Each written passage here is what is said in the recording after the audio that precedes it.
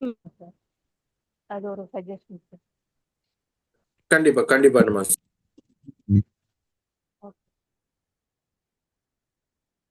அவ்வளவுதான் சார். மியூட்ல இருக்கீங்க. கண்டிப்பா அந்த லிஸ்ட் அவுட்ல இருக்கிற நாட்கள் வந்து இனிமே வந்து அதை ரிமைண்ட் பண்ணலாம். ஏன்னா மெசேஜில் தான் போடுறோம். பட் இனிமே அதுக்கான முன்னெடுப்புகளை பண்ணலாம். நம்ம காலையிலேயே நம்ம சொல்றதுக்கான வாய்ப்புகளை நம்ம கொண்டு வரலாம்.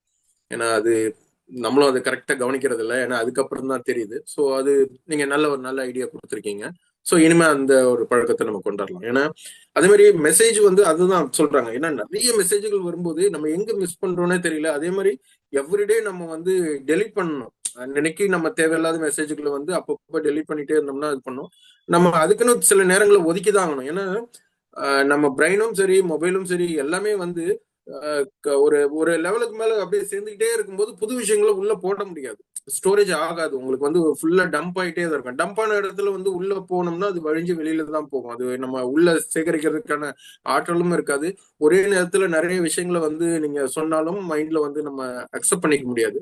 ஸோ அதுக்கு நம்ம பழைய விஷயங்கள் எது தேவையில்லாத குப்பைகள் தேவையில்லாத இதெல்லாம் வந்து நம்ம வந்து ஃபர்ஸ்ட் கிளியர் பண்ணணும். அன்னைக்கு வந்து மைண்டா இருந்தாலும் சரி எதுவா இருந்தாலும் நம்ம வந்து அதை ரிமூவ் பண்ணணும். ரிமூவ் பண்ணாதான் நீங்க அடுத்த விஷயங்களை உள்ள எடுத்துக்கவே முடியும். அதே மாதிரி இந்த முக்கியமான தகவல்கள் முக்கியமான விஷயங்கள் வந்து நம்ம முடிஞ்ச வரைக்கும் நம்ம காலையில சொல்றதுக்கான இதை வந்து நம்ம முன்னெடுப்பு பண்ணலாம். நல்ல செய்தி சொல்லியிருக்கீங்க. நன்றி நன்றி. இன்னொன்னு சொல்லணும். ரோஜா மேடம் சொன்ன மாதிரி அந்த மொபைல்ல மெசேஜை படிச்சு பார்த்துட்டு அதை டெலீட் பண்றது ரொம்ப கஷ்டமா. ஏன்னா பேப்பர்லயோ புக்லயோ படிக்கும்போது கண்ணு பாதிக்காது. மொபைல்ல பார்க்கும்போது கண்ணு பாதிக்குது, பர்றாவுது, அந்த மறைக்கிற மாதிரி ஆகுது.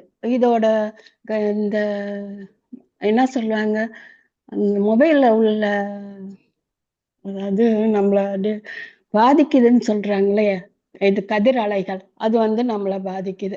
இன்னொன்னு வந்து இந்த மருதாணி போடுறதுனால இந்த கதிர் அலைகள் வந்து மொபைலோ சிஸ்டமோ யூஸ் பண்றவங்களுக்கு அது ஒரு தடையா இருக்கு. அதனால அதுவும் ஒரு நல்ல விஷயமா இருக்கு மருதாணி போடுறது.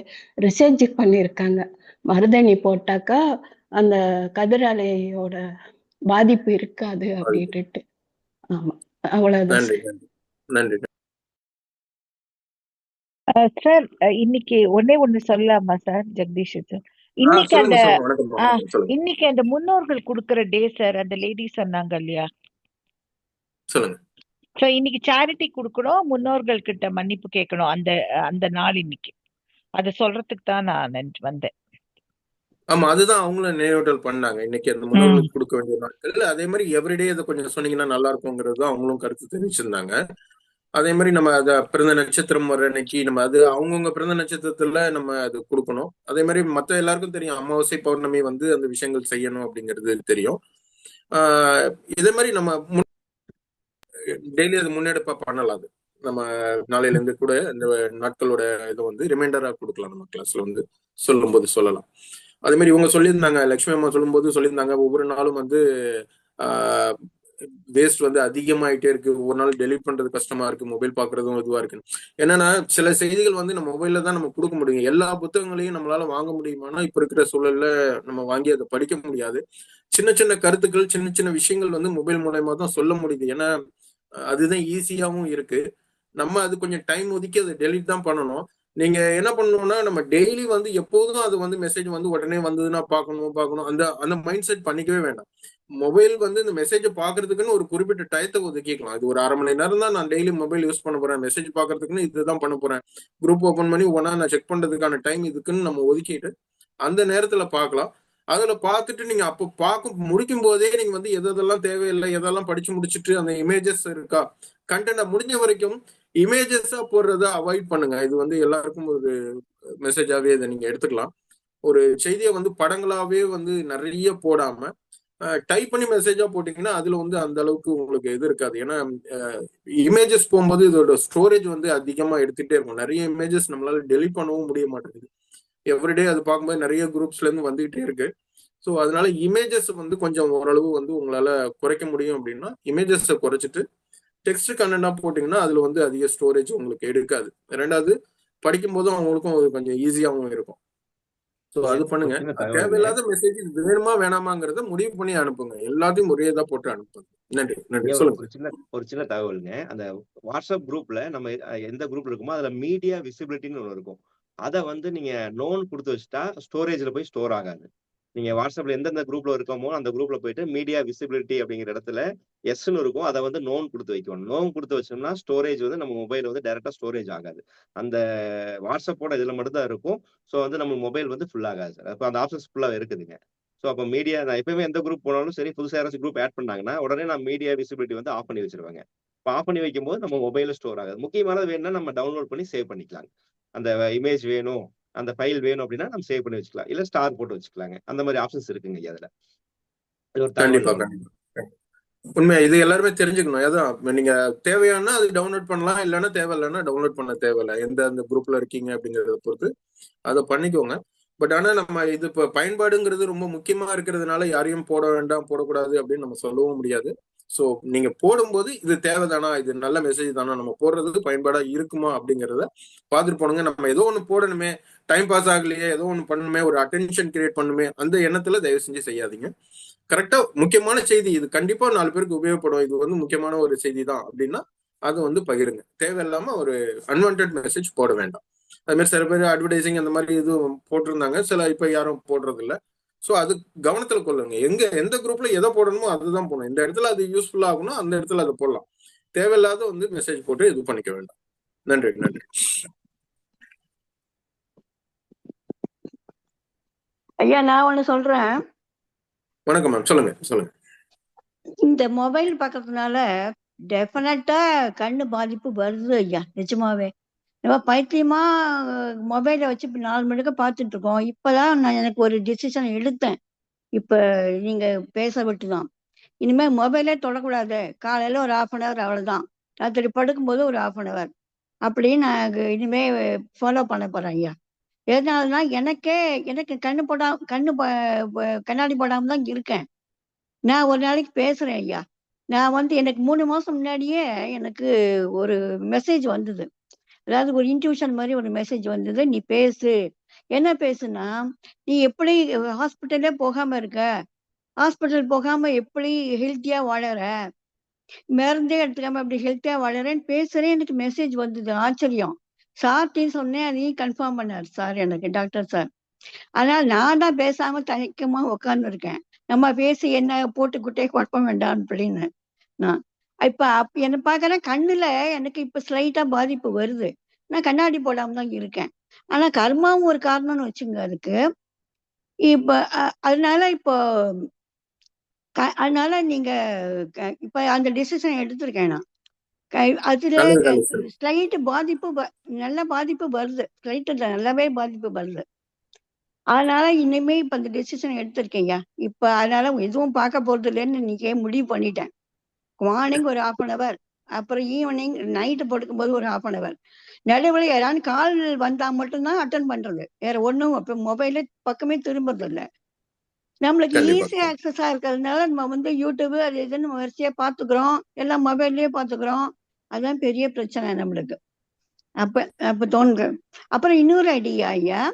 இப்ப எல்லாத்துக்கும் ரேடியேஷனுக்கு இப்ப மொபைல் மூலமா ரேடியேஷன் வருதுல்ல, அந்த ரேடியேஷனை நம்ம பாதிக்காம இருக்கிறதுக்கு இப்ப இது மாதிரி ரேடியேஷனை பாதிக்காம இருக்கிறதுக்கு ஒண்ணு கொடுக்கலாம் ஐயா.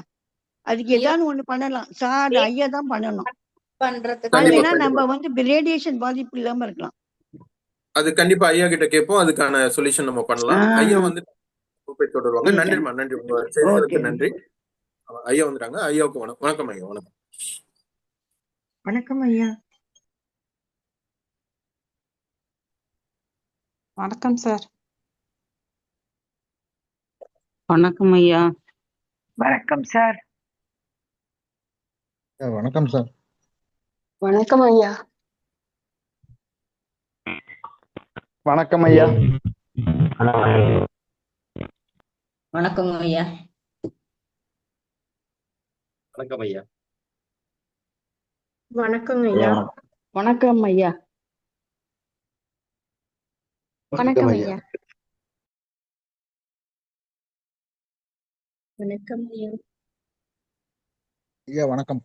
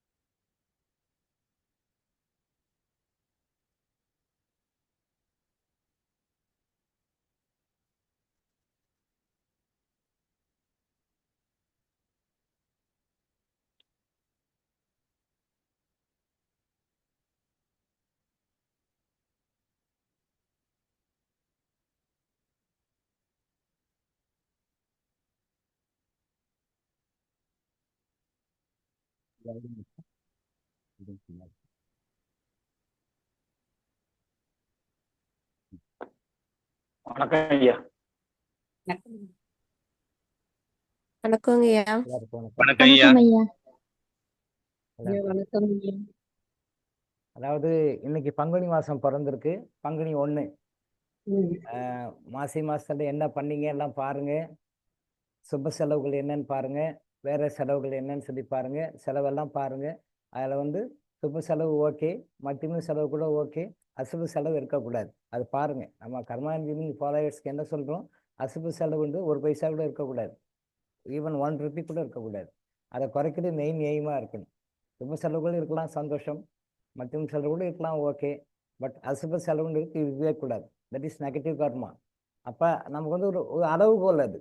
அப்போ நம்ம எவ்வளோ குட் கர்மா வச்சுருக்கோம், நம்ம எவ்வளோ பேட் கர்மா வச்சுருக்கோம், அது எவ்வளோ நம்ம இன்னும் நியூட்ரலைஸ் பண்ணணுன்றதுக்கு ஒரு அளவுகோல். மாதம் செலவு என்ன பண்ணுறீங்கன்னு பாருங்கள். அதை குறைக்கிறதுக்கு என்ன வழின்னு பாருங்கள். அதை குறைக்கிறதுக்கு என்ன வழின்னு கேளுங்க, நம்ம சொல்கிறோம். அது மாதிரி கரெக்டாக பண்ணிட்டு வரும்போது அசுப செலவு 1 ரூபா கூட இருக்கக்கூடாது, பார்த்துக்கோங்க. அதே மாதிரி இந்த மாதத்துலேருந்து இனிமேலுக்கு என்ன ஃபீஸ் அப்படின்னா, குறைஞ்சபட்சம் யாராவது ஒரே ஒருத்தருக்காவது, மினிமம் ஒரு நபருக்காவது கர்மா எனர்ஜியை பற்றி சொல்லுங்கள். இப்படி ஒன்று இருக்குது, இதான் கர்மா. கர்மா தான் நம்ம லைஃப்பை நிர்ணயிக்குது. கர்மாவை தவிர வேறு எதுவுமே இல்லை. கடவுளும் கர்ம விதிக்கு உட்பட்டவர் தான். கடவுள் அன்புமயமானவர், ஆனால் கர்ம விதிக்கு உட்பட்டு செயல்படுபவர். நம்ம கடவுளை போய் வேண்டினாலாம் பண்ணிட மாட்டார். கடவுள்கிட்ட போய் எந்த ஒரு டிமாண்ட், எந்த கோரிக்கை வைத்தாலும் உடனே என்ன பார்ப்பார், கவர்மெண்ட் சர்வீஸ் இருக்கிறவங்க எஸ்ஆர் புக்குன்னு வச்சுருப்பாங்க. சர்வீஸ் ரெஜிஸ்டர் புக்குன்னு எஸ்ஆர்னு சொல்லுவாங்க. அது உள்ளே போய் பார்ப்பாங்க. உள்ளே போய் பார்த்தா தான் ப்ரொமோஷன் கொடுக்கலாமா வேண்டாமா, அவருக்கு வேறு என்ன பெனிஃபிட்ஸ் கொடுக்கலாம், என்ன ப்ரொமோஷன் கொடுத்து என்ன மாதிரி பொசிஷனில் வைக்கலாம், எஸ்ஆர் புக்கை பார்ப்பாங்க. எதுவாக இருந்தாலும் ஒரு ப்ரொமோஷன் கொடுக்கணும்னா எஸ்ஆர் புக்கை பார்ப்பாங்க. எஸ்ஆர் புக்கை பேஸ் பண்ணி தான் ப்ரொமோஷன் கொடுப்பாங்க. அதே மாதிரி நம்ம எந்த கோரிக்கை வச்சாலும் கடவுள் நம்ம கர்மாவை தான் பார்ப்பாரு. குட் கர்மா இருக்கா, பேட் கர்மா இருக்கா, குட் கர்மா எவ்வளோ இருக்குது, பேட் கர்மா எவ்வளோ இருக்குது, என்னென்ன குட் கர்மா பண்ணியிருக்காங்க, என்ன பேட் கர்மா பண்ணியிருக்காங்க, அதை பார்த்து தான் உங்களுக்கு கோரிக்கை அதாவது ப்ராசஸ் பண்ணுவார். நீங்கள் என்ன பரிகாரம் என்ன பண்ணாலாம் பார்க்க மாட்டார். முதல்ல என்ன உள்ளே இருக்குன்னு பார்ப்பார். அதுக்கு ஏற்ற மாதிரி தான் அடுத்த பரிகாரமும் மற்ற விஷயங்களும் அதை அக்செப்ட் பண்ணிக்கிறதும் ரிஜெக்ட் பண்ணுறதும், இல்லை ஸ்லோவாக ப்ராசஸ் பண்ணுறதும், அக்செப்ட் பண்ணிக்கிறது, ரிஜெக்ட் பண்ணுறது, ஸ்லோவாக ப்ராசஸ் பண்ணுறது, எதுவாக இருந்தாலும் உங்களுடைய based upon your past life karmas தான். நீங்கள் எவ்வளோ குட் கர்மா வச்சிருக்கிறீங்கன்றது தான், உங்கள் பேலன்ஸ் எவ்வளோ இருக்குன்றது தான். சொல்லுவோம் இல்லையா, இப்போ சாதாரண சொல்லுவோம் இல்லையா, இந்த உலகத்தில் இப்போ இருக்கிற கலியுகத்தில் பணம் இருந்தால் தான் மதிப்பு. பணம் இல்லைன்னா யாரும் மதிக்க மாட்டாங்க. பணம் இருந்தால் தான் மதிப்பு, இல்லைன்னா மதிக்க மாட்டாங்க. அதே மாதிரி கடவுளும் நம்மகிட்ட ஒரு குட் கர்மா தான் மதிப்பார். நம்மகிட்ட குட் கர்மா இருந்துச்சாலும் மதிப்பார், என்னப்பா ஏதுன்னு சொல்லி கேட்பார். அப்படி இல்லை பேட் கர்மா இருக்குன்னா கண்டுக்க மாட்டார். இதுதான் உண்மை. இது தெரியாமல் நம்ம சும்மா கடவுளை வேண்டிட்டு இருக்கோம். எந்த மதமாக இருந்தாலும் தெரியாமல் கடவுளை என்ன வேணாலும் ஒன்றும் நடக்காது. அது ஏன்னு புரியல. அப்போ கோயிலையும் எந்த மத வழிபட்டும் கேட்கவும் முடியாது, பதிலும் வராது. அதான் நாம் சொல்லி கொடுக்குறோம் உங்களுக்கு. எதையும் சித்தர் பெருமக்களும் எல்லா மக்கள் தெரியாமல் இருக்கிறாங்க, போய் சொல்லுங்கன்னு சொன்னனால தான் சொல்லி கொடுக்குறோம். அதை பிடிச்சிக்கோங்க. வாழ்க்கையில் சந்தோஷமா இருக்கிறதுக்கு என்ன வழி பாருங்க, சந்தோஷமா இருக்கும். சரியா? தென் நீங்கள் அதை மாதிரி கர்மா ஜீனிங்கை பற்றி சொல்லும்போது யாருக்கு சொன்னாலும் 3 தடவை தான் சொல்லணும், அதுக்கு மேலே சொல்லக்கூடாது. ஒரு தடவை சொல்லலாம், ஓகே, புரியலாம். 2ஆவது டைம் சொல்லலாம், ஓகே. அதுவும் புரியலன்னா 3ஆவது தடவை சொல்லலாம், அதுவும் ஓகே. அதுக்கு மேலே சொன்னால் விட்டுறணும். அவங்க 3rd category, 4th category. 3rd கேட்டகரினா உங்களுக்கு தெரியும், அடிப்பட்டு தான் கற்றுக்குவாங்க. அடிவதப்பட்டு, அவஸ்தைப்பட்டு, துன்பப்பட்டு, அப்புறம் அதுக்கு பிறகு தெரிஞ்சுக்குவோம். முன்னாடி சொன்னால் கேட்க மாட்டாங்க. 4th கேட்டகரி அடி உதப்பட்டாலும் புத்தி வராது. அடி உதப்பட்டு கஷ்டங்களை துன்பங்களை அனுபவிச்சாலும் அதை சொன்னாலும் கூட கேட்க மாட்டாங்க. ஏன்னா அவங்க இன்னும் 400-500 ஜென்மம் எடுத்து அப்புறம் கற்றுக்குவாங்க. 400 ஜென்மம் எடுத்து அப்புறம் கற்றுக்க வேண்டியவங்களை போய் இப்போ போய் உடனே கற்றுக்கோன்னா கற்றுக்க மாட்டாங்க யாரும். அப்படிதான் 1ஆம் கிளாஸ் ஸ்டூடெண்ட்கிட்ட போய் 10th ஸ்டாண்டர்ட் சிலபஸை கொடுத்தாங்க என்ன பண்ணுவான்? புரியாது. ஏன் இன்னும் நிறைய 1st, 2nd, 3rd, 4th, 5th, 6th, 7th, 8th, 9th போய் 10th படிக்க வேணும். அப்போ 10th படிக்க வேண்டிய சப்ஜெக்டை போய் நீ 1ஆம் கிளாஸ் படிக்கும்போது படினா என்ன படிப்பான்? படிக்க மாட்டான். முடியாது. உங்களையே திட்டுவான், உங்களை டென்ஷன் பண்ணுவான், உங்களோட கோபமாக பேசுவான். என்ன இது என்னெல்லாம் போய் இப்படி ப்ரெஷர் கொடுக்குறீங்க, படிக்க வைக்கிறீங்கன்னு. அதே மாதிரி தான் 1ஆம் கிளாஸ் ஸ்டூடெண்ட்டில் போய் 10ஆம் கிளாஸ் சிலபஸை போய் நீங்கள் சொன்னால் அவன் உங்கள் மேலே எப்படி டென்ஷன் ஆவானோ, எமோஷன் ஆவானோ, உங்களை எப்படி கண்ட்ரோல் பண்ணுவானோ, கேலி பண்ணுவானோ, அதே மாதிரி தான் அந்த மாதிரி கற்றுக்கிட்டீங்களே. இன்னும் பல ஜென்மங்கள் அனுபவித்து கற்றுக்க வேண்டிய பாடங்களை கற்றுக்க வேண்டிய ஒரு ஆத்மா கிட்ட போய் நீங்கள் இப்போ போய் சொன்னீங்கன்னா அவங்கள இந்த ரியாக்ஷனை பண்ணும். கண்டுக்கவே மாட்டான். உங்கள் மனசு நோக்கிற மாதிரி ஏன்டா சொன்னோம் இவங்ககிட்ட ஏன்டா சொன்னோம், இல்லை இந்த பெண்மணிக்கிட்ட ஏன் சொன்னோம் அப்படின்னு நம்மளையும் நொந்துக்கிற மாதிரி பேசுவாங்க. உண்மையா? இதான் உண்மை. ஏன்டா இவங்கள்ட்ட போய் சொன்னோம், பேசாமல் டைம் வேஸ்ட், எனர்ஜி வேஸ்ட், இது ஏன் இவ்வளோ தொண்டை தண்ணி விட்டு எனர்ஜி கொடுத்து இப்படி ஏன் பேசணும், வேஸ்ட்டாக போச்சு அப்படின்னு ஃபீல் பண்ணுவீங்க. அந்த மாதிரி தான் அவங்க எடுத்துக்குவாங்க. அதனால் 1 டைம் 2 டைம் 3 டைம் அதோடு சேர்த்தாலும் விட்டுருங்க. யாராக இருந்தாலும், கணவனாக இருந்தாலும், மனைவியாக இருந்தாலும், பெற்ற பிள்ளைகளாக இருந்தாலும், எவ்வளோ நெருங்கிய ரத்த சம்பந்தப்பட்ட வருவாந்தா கூட 3 டைம் தான். அதுக்கு மேலே சொல்லாதீங்க. அதுக்கு மேலே அடிபட்டு அதுக்கு ஒரு காரணம் கற்றுக்குவாங்க. எப்படி கத்தியே ஆகணும், வந்தே ஆகணும், பாஸ் பண்ணியே ஆகணும், அரிய சதவீதம் வைக்கக்கூடாது, கிளியன்ஸ் எடுத்தே ஆகணும், பண்ணி ஆகணும். எத்தனை பிறவினாலும், எத்தனை லட்சம் பிறவினாலும் எடுத்தே ஆகணும். கடைசியில் போய் இரண்டு அடைஞ்சே தான் ஆகணும். அது எஸ்கேப் எல்லாம் ஆக முடியும் யாருமே. அது கொஞ்சம் சீக்கிரம் போவோமே நாம் சொல்லுவோம், சீக்கிரம் போவோமே அப்படின்னு சொல்கிறோம். அவ்வளோ லேட்டாக பொறுமை வரலாம். கன்னியாகுமரியிலேருந்து சென்னைக்கு நடந்தும் வரலாம், சைக்கிள்லேயும் வரலாம், 2 வீலர்லேயும் வரலாம், கார்லேயும் வரலாம். ஏர்போர்ட் அங்கே இல்லை இருக்கிற மாதிரி இமேஜின் பண்ணிக்கோங்க. கன்னியாகுமரியில் ஏர்போர்ட் இருந்தால் ஏர்போர்ட் இப்படி சென்னைக்கு டைரெக்டாக உடனே வரலாம். எதில் குயிக்காக வரலாம். ஏர்போர்ட்டில் அங்கே ஏறி இங்கே சென்னைக்கு வர்றது ரொம்ப குயிக்காக ஈஸியாக வந்துடலாம். ஸோ எல்லாத்தோட ரொம்ப ஈஸி ஏர்போர்ட்டில் ஏர் மூலமாக வருது, ஃப்ளைட்டில் வர்றது. கன்னியாகுமரியில் ஏர்போர்ட் இல்லை, பட் ஒரு இமேஜின் பண்ணுங்க, அங்கே ஏர்போர்ட் இருக்குது, சென்னையில் ஏர்போர்ட் இருக்குது, கன்னியாகுமரி இங்கே ஃப்ளைட்டுக்கு வரும். நாம் சொல்கிறது நடக்கிறது, சைக்கிளில் வர்றது, 2 வீலர் வர்றது, 4 வீலர் வர்றது, இப்படி வர்றதெல்லாம் சொல்ல நம்ம ஸ்ட்ரைட்டாக ஃப்ளைட்டில் வர்ற சொல்லு. கன்னியாகுமரியில் ஏறுனா சென்னையில் வந்து இறங்குறோம், கன்னியாகுமரியில் ஏறுறோம், சென்னையில் இறங்குறோம், ஸ்ட்ரைட்டாக வந்து இருக்கும். இது ஃப்ளைட்டில் வாங்கன்னு நம்ம சொல்லிக் கொடுப்போம். கர்மா இன்ஜினியரிங்கில் ஃப்ளைட்டில் வர டெக்னிக் சொல்லிக் கொடுப்போம்.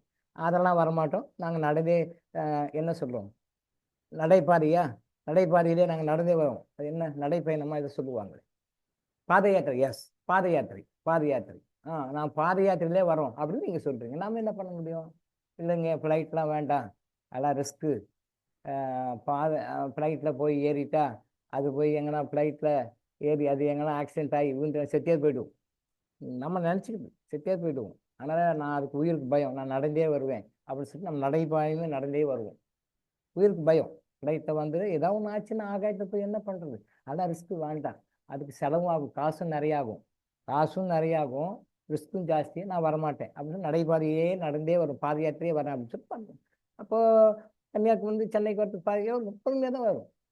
ஆனால் நம்ம கர்மா வந்து பேட் கர்மா வந்தால் பாத யாத்திரை வரும்போதும் ஆக்சிடென்ட் நடந்து இறந்துருவோன்றது அவங்களுக்கு தெரியாது. இப்போ ரீசெண்டாக வந்து ஒரு 2-3 மந்த்ஸ் பேக்கு பேப்பரில் பார்த்தேன் நான். முருகர் கோயிலுக்கு ஏதோ ஒரு ஃபேமஸான முருகர் கோயில், பழனி இல்லை வேறு ஏதோ கோயில், பழனி தான் நினைக்கிறேன், எஸ் பழனி தான். பழனி கோயிலுக்கு பாத யாத்திரையாக போயிருக்காங்க. கிட்டத்தட்ட ஒரு 40 பேர் போயிருக்காங்க, பாத யாத்திரையாக போயிருக்காங்க. அவங்க அந்த வே போயிட்டே இருக்கும்போது திடீர்னு அந்த வே ரோட்டில் போகிற லாரி வந்து அடித்து 7 பேரோ 8 பேரோ இறந்துட்டாங்க. அது பேட்சாக பிரித்து போவாங்க போல இருக்குது. ஒரு 4-5 குரூப்பாக பிரித்து போயிருப்பாங்க போல இருக்குது. அதில் பாருங்கள், ஒரு குரூப்பு மேலே லாரி வந்துடுச்சு, 7 பேர் இறந்துட்டாங்க. அதில் பெண்களும் இருக்காங்க, ஆண்களும் இருக்காங்க. அவங்க ஃபோட்டோ போட்டிருந்தாங்க பேப்பரில், இந்த நேரம் அப்படின்னு சொல்லிட்டு பேர் போட்டிருந்தாங்க. பெண்களும் ஒரு 3-4 பெண்கள், 3-4 ஆண்கள். பெண்கள் அதிகமாக இருந்தாங்க, 4 பேர் ஏதோ பெண்கள், 3 பேர் ஏதோ ஆண்கள் போட்டிருந்தாங்க. பேப்பரில் பார்த்தேன் நான், பேப்பரில் போட்டிருந்தாங்க. பாத யாத்திரை பழனிக்கு போனவங்க நடைபாதையை போகும்போது அந்த லாரி வந்துடுச்சு, ஸ்பாட்லேயே இறந்துட்டாங்க. யாரும் ஹாஸ்பிட்டலுக்கு கொண்டு போயெல்லாம் இல்லை, ஸ்பாட்லேயே இறந்துட்டாங்க. ஹாஸ்பிட்டலுக்கு கொண்டு போய் 1-2 பேர் இறந்தாங்க, ஸ்பாட்லேயும் இறந்துட்டாங்க, ஹாஸ்பிட்டலில் போய் இறந்தாங்க. ஆனால் ஆகும்போது யாரெல்லாம் அடிப்பட்டாங்க அத்தனை பேர் இறந்துட்டாங்க. எல்லாமே பழனிக்கு பாத யாத்திரை போனவங்க தான். பாத யாத்திரை பண்ணக்கூடாது. ஏன் அந்த கடவுள் பாத யாத்திரை வந்தவர்களாக வந்ததை அந்த முருகன் காப்பாற்றவில்லை? நான் கேட்குற கேள்வி அதுதான். நான் கேட்குற கேள்வி அதுதான். யாரும் பதில் சொல்ல தெரியல, யாருக்கும் தெரியல. குதர்க்கமாலாம் கேட்கல. ஆத்திகவாதி தான், கடவுள் இருக்குன்னு சொல்றவர் தான். கடவுள் இருக்கிறாரு, கடவுளை வழிபடணும், கடவுளை முறையா வழிபடணும், நம்ம கடவுளோட கடவுள் ஐக்கியமாகணும். நான் நாத்திகவாதிலாம் கிடையாது. ஆனா நம்ம தப்பா புரிஞ்சுக்கிறோமே என்றுதான் சொல்லி, இதான் மூட நம்பிக்கை. முருகர் இருக்கிறாரு உண்மை, முருகரை வழிபட இவங்க இந்த பாத யாத்திரை போறாங்க, அது உண்மை. ஏன் பாத யாத்திரை போறாங்க? பக்தியை காட்டிக்கிறாங்க அவங்க. நான் பஸ்ஸுலையோ ட்ரெயின்லையோ அதர் ஒர்க்ஸ் அதர் மோடாலிட்டிஸ் ஆஃப் டிரான்ஸ்போர்ட்டையும் நான் வரல. நான் என்ன டிரான்ஸ்போர்ட் இருக்கோ அதில் போல நடந்தே போகிறேன். நான் நடந்தே உங்களுக்கு வந்து என்னுடைய பக்தியை காட்டுறேன், நடந்து வந்து உங்களை வழிபடுறேன். போகும்போது போயிடுவாங்க, வரும்போது பஸ்ஸில் வருவாங்களாம். கேள்விப்பட்டிருக்கேன் நான். போகும்போது நடந்து போயிடுவாங்க, வரும்போது பஸ்ஸில் வருவாங்க. அப்படி ஒரு 2 இதோட போகிறாங்க. அவ்வளோ தன்னுடைய பொழப்பை விட்டுட்டு, வருமானத்தை விட்டு, தொழிலை விட்டுட்டு, அந்த வெயிலில், மழையில், காற்றுல, குளிரில் போய் ஊர் ஊரா அப்படியே கிராஸ் பண்ணி நடந்தே போய் அவ்வளோ பக்தியோடு போகிறாங்க. அவ்வளோ பக்தியோடு போகிறவங்களே ஏன் அந்த முருகன் காப்பாற்றவில்லை? ஏன் முருகனுக்கு தெரியாதா? ஏன் இருக்க பயமேன்னு சொல்கிறாரு. அப்புறம் ஏன் இவங்களெல்லாம் தைரியமாக தானே வந்தாங்க, ஏன் எல்லாத்தையும் பண்ணிட்டாங்க? இப்படி எல்லாம் இறந்துட்டாங்க, ஸ்பாட்டில் இறந்துட்டாங்களே, ஹாஸ்பிட்டலில் கொண்டு போய் இறந்துட்டாங்களே.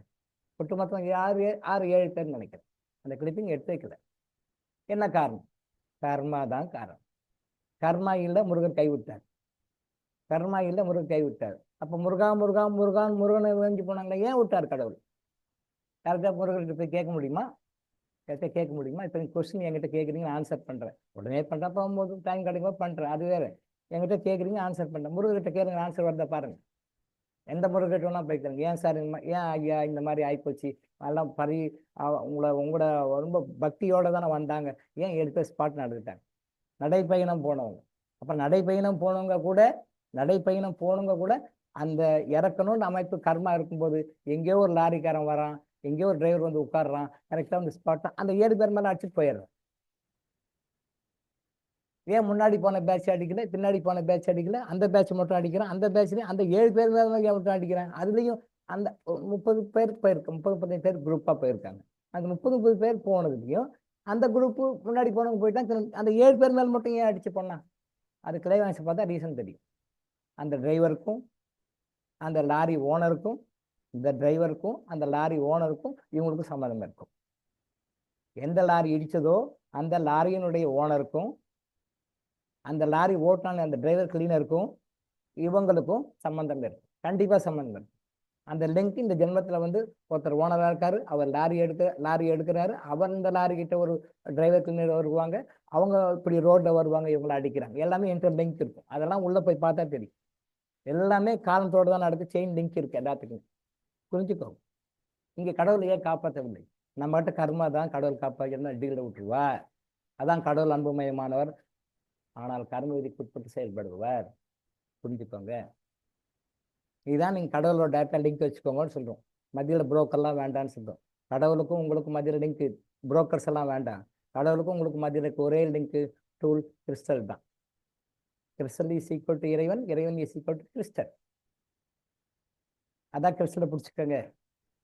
ஒரு கிறிஸ்டல் 2 கிறிஸ்டல் வச்சுக்கோங்க, ஆல்டர்னேட்டாக வச்சுக்கோங்க. கிறிஸ்டலோட கனெக்ஷன்லேயே இருங்க எப்பவுமே. 24 hours ஒன்று கிளன்சிங் இருக்கணும், நம்மகிட்ட இருக்கணும். ஒன்று கிளன்சிங்கும் நம்மகிட்ட இருக்கணும். வைங்க. வாழ்க்கையில் எவ்வளோ செலவு பண்ணியிருக்கீங்க, எவ்வளவோ செலவு பண்ணிங்க. எடுத்து பாருங்கள், லைஃப் நீங்கள் பறந்து இருக்கும் எவ்வளோ வேஸ்ட்டாக செலவு பண்ணிக்கிங்க பாருங்கள். பட் கிறிஸ்டலுக்கு இன்வெஸ்ட் பண்ணுறது அதான் லைஃப்க்கு இன்வெஸ்ட் பண்ணுறது. அதான் லைஃப்க்கு இன்வெஸ்ட் பண்ணுறது. கடவுளோட லிங்க் வச்சுக்கிறதுக்காக வச்சுக்கிறது. கடவுளோட லிங்க் இருக்கும்போது நம்ம தப்பு செய்ய மாட்டோம், நம்மளை தப்பு செய்ய விடாது, நம்மளை சரியான பாதையில் கொண்டு போகும். தப்பே பண்ண விட மாட்டாங்க. அப்படியே தப்பே பண்ணிட்டோம்னா கூட அது சரி பண்ணி மாற்றி விட்டு. தப்பே நீங்கள் பண்ணிட்டீங்க அப்படின்னா கூட பண்ண விடாது. 99% பண்ண விடாது. ஏதோ ஒரு % உங்களுடைய கர்மாவால் ஏதாவது இருக்கணும், தலைக்காக கர்மா பண்ணணும் அப்படின்னா கூட பண்ண வச்சாலும் அந்த பாதிப்பிட மாதிரி உங்களுக்கு எஸ்கேப் பண்ணி விட்டு. கடவுளை நம்பாதீங்க, கிறிஸ்தவ நம்புங்க. ஏன்னா கடவுள் உங்களுக்கு கண்ணுக்கு தெரியாது, கிறிஸ்தவ உங்களுக்கு கண்ணுக்கு தெரியும். முன்னாடி கண்ணுக்கு தெரியும், கையில் கிறிஸ்தவ தெரியும், இதோ தான் கிறிஸ்தவ தெரியும். கடவுள் உங்களுக்கு தெரியாது, எங்கே இருக்காரு எப்படிக்கான்னு தெரியாது. கடவுள் எப்படிக்கான்னு தெரியாதனால ஆளாருக்கு ஒரு வகையை கும்பிட்டுருக்குறாங்க. கடவுள் ஒரு விதமாக கும்பிட்டுருக்காங்க. அவங்கவுங்க நினைச்ச மாதிரி கும்பிட்டுருக்காங்க. அவங்களுக்கு என்னென்ன தோணுதோ அப்படிலாம் கும்பிட்டுருக்காங்க. கடவுளை எப்படின்னு தெரியல, ஆனாலும் கும்பிட்றாங்க. அதான் பகவான் பகவத்கீதை சொல்றாரு, நீங்கள் யார் என்ன எந்த ரூபத்தை நினைக்கிறீங்களோ யார் என்னை எந்த ரூபத்தில் என்னை எப்படி எல்லாம் நினைக்கிறீங்களோ அந்த ரூபத்தில் நான் வந்து அருள் புரிவேன்னுவார். நீங்க எப்படி நினைச்சாலும் அவர் அந்த ரூபத்தில் வருவார். அதான் கடவுள். பகவான் பகவத்கீதை தெளிவா சொல்லியிருக்கார். நீங்க யார் எந்த ரூபத்தில் எந்த மாதிரி நினைச்சாலும் சரி அந்த ரூபத்தில் நான் வந்து அருள் புரிவேன். ஆப்பும் சொருகுவார். அருளும் புரிவார், ஆப்பும் சொருகுவார். ரெண்டுமே செய்வார்.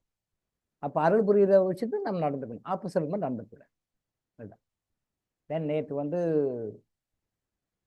காருடையான் நோன்பு. பங்குனி மாச கடைசியில 30வது நாள் வந்து காருடையான் நோன்புன்னு கும்பிடுறோம். சத்தியவான் சாவித்திரி கதை. சாவித்திரி வந்து அவங்க கணவனை வந்து யமன் கட்டி வந்து காப்பாத்துறாங்க. சத்தியவான் சாவித்திரி கதை கேள்விப்பட்டிருப்பீங்க. இந்த சாவித்திரின்றவங்க அவங்க ஹஸ்பண்டை வந்து உயிர் பறிக்கிறதுக்காக யமன் வராரு. அப்போ இவங்க சில செரமனிஸ் எல்லாம் பண்ணி அது ஒரு தாலி சார்டு ஒன்று போட்டு அதை வந்து ஸ்டாப் பண்ணிடுறாங்க. அவர் யமன் வந்து அவருடைய கணவனுடைய உயிரை வாங்க முடியாத மாதிரி போயிடுறார். திருப்பி போயிடுறார். அது சத்தியவான் சாவித்திரி கதையாக புராண கதையாக வரும். இந்துக்கள் நிறைய கொண்டாடுவாங்க காருடையான் நோன்புன்னு. இது தியரட்டிக்கலாக படிக்கிறோம். ஓகே, அது ஒரு சிம்பாலிக்காக ஒரு விஷயத்தை சொல்கிறாங்க. ஆனால் அதோட உண்மை என்ன அப்படின்னா எல்லா பெண்களும் வந்து சுமங்கலிகளாக இருக்க வேண்டும், கணவனை வந்து இழக்கக்கூடாது. அதான் கருத்து வந்து அதுதான். ஆனால் காருடையான் நோன்புன்னு சொல்லிட்டு அந்த வழிபாடு கும்பிட்டுனாலேயே நாம் வந்து சுமங்கலிகளாக இருந்துட முடியும் அப்படின்னு சொல்ல முடியாது. பொதுவாக எல்லாருமே ஒரு நாளைக்கு இறக்கணும், ஒரு ஆண்களும் சரி பெண்களும் சரி. அப்போ வந்து ஒரு கணவன் மனைவின்னும் போது மனைவியும் இருக்கலாம் கணவனையும் இருக்கலாம், 2 பேருமே இருக்கலாம். அது சொல்ல முடியாது. அது நம்மளுடைய கர்மாவை பொறுத்து. கர்மாவை பொறுத்து முதல்ல கணவனும் இருக்கலாம், முதல்ல மனைவியும் இருக்கலாம். அது இயல்பு, இயற்கை. அது ஏன் அப்போ வந்து சத்தியவான் சாவித்திரி மாதிரியே எல்லாருமே அவங்களோட கணவனை காப்பாற்றிட்டா அது எப்படி முடியும்? Is it possible? It's not possible. But ஏன் கதை சொல்லியிருக்காங்க? நான் திரும்பவும் இங்கே நம்ம சொல்றது கர்மா அண்ட் ஹீலிங் தான். கர்மா இருந்தால் மட்டும்தான் அந்த மாதிரி வாழ முடியும். கர்மா தான் அதுக்கு பின்னாடி இருக்கு. அது யாருக்கும் தெரியல. நீங்க கேதார கௌரி விரதம் கும்பிட்டுறதுனாலையோ இந்த காருடைய நோன்பு கும்பிட்டுறதுனாலையோ நீங்க சுமங்கலிகளாக மட்டுமே வாழ்ந்துட முடியும்னு கிடையாது. ஆனால் சொல்லுவது வந்து கேதார கௌரி விரதம் அப்படின்றது வந்து தீபாவளி டைம்ல எடுப்பாங்க. கேதார கௌரி விரதம் நோன்பு அப்படின்னு சொல்லிட்டு காருடையான் நோன்பு. இது ஜஸ்ட் வழிபாடு. அது நோன்புன்னு அது நிறைய ப்ராசஸ் எல்லாம் பண்ணுவாங்க. இதை விட அது ப்ராசஸ் எல்லாம் ரொம்ப அதிகம். அது என்ன? தன்னுடைய கணவன் வந்து நல்லா உயிர் வாழணும், கணவன் வந்து நல்லா ஆரோக்கியமா நல்லா உயிர் வாழணும், சுமங்கலிகளாக இருக்கணும். அதாவது கணவனுக்கு முன்பு மனைவி இறந்தணும். மனைவி வந்து கணவனுக்கு பிறகு இறக்கக்கூடாது. அந்த ஒரு கான்செப்ட். சுமங்கலிகளாக இருக்கணும் அப்படின்னா கணவனுக்கு முன்னாடியே நாம இறந்தோம் அப்படின்னு ஒரு வழிபாடு. ஆனால் அது நடக்குமா அப்படி பார்த்தா அது 100% சரின்னு சொல்ல முடியும். வேண்டலாம், செய்யலாம், ரைட்டு. அதை போய் டிசைட் பண்ணி நம்மளுடைய கர்மா தான். நம்ம ஒரு விஷயத்தை கற்றுக்கணும் அப்படின்னு சொன்னால் நம்ம என்ன நினைக்கிறோம்? அங்கே போகணும், இங்கே போகணும், அங்கே போகணும், இங்கே போய் தெரிஞ்சுக்கணும், அங்கே போய் அங்கெல்லாம் இல்லை. கடவுள் அப்படி நம்ம கற்றுக்கொள்ள வேண்டிய பாடங்கள் கற்றுக்கொள்வா இருக்கு. நாம் கற்றுக்கொள்ள வேண்டிய பாடங்கள் கற்றுக்கொள்ள இருக்கு.